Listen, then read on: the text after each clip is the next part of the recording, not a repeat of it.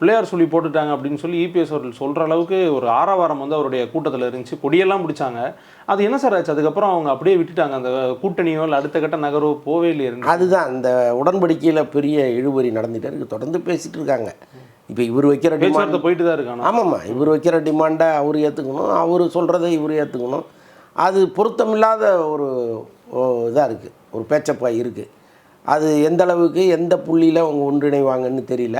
But வேறு வழி இல்லை. ஏன்னா இப்போ ஒரு தனியாக நிற்பதற்கான சூழ்நிலை இப்போ இருக்கான்னா, இந்த கரூர் சம்பவத்துக்கு பிறகு நமக்கு நிறைய டவுட் வருது. இப்போ கரூர் சம்பவத்துக்கு முன்னால் அவ்வளோ பேர் இருக்காங்கப்பா விஜய் பின்னால், வீட்டுக்கு 2 ஓட்டு இருக்குங்கிறது இப்போவும் உண்மை தான். ஆனால் அவ்வளோ பேர் தளபதிகள் இருக்காங்க. அவர் வந்து கட்டிட்டு வான்னா வெட்டிட்டு வர்ற தளபதிகள் அவங்க. இந்த தேர்தலெலாம் அப்படி ஈஸியாக ஊதி தள்ளிடுவாங்க அப்படின்னு நம்ம நினச்சோம் இல்லையா?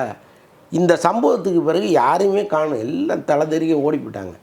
அப்போ இவங்களை நம்பி எப்படி ஒரு தேர்தலை எதிர்கொள்வார் அவர்? எல்லா ஊர்லேயும் போய் விஜய் நிற்க முடியாதுல்ல, அவருக்காக மற்றவர்கள் தானே நிற்கணும். அப்போ பூத் ஏஜென்ட் வரைக்கும் அவங்க சரியாக வச்சுருக்காங்களா? இன்னும் பல மாவட்டங்களில் மாவட்ட செயலாளர்களே போடல. அது ஒரு குற்றச்சாட்டாக போயிட்டு. ஆமாம், தேர்தல் நெருங்கி போச்சு. அப்போ மெத்தனமாகவே நீங்கள் இருந்துட்டு நான் ஜெயிச்சிருவேன்னா எப்படி ஜெயிக்க முடியும் இல்லையா? அந்த சிக்கல்கள்லாம் இருக்குது.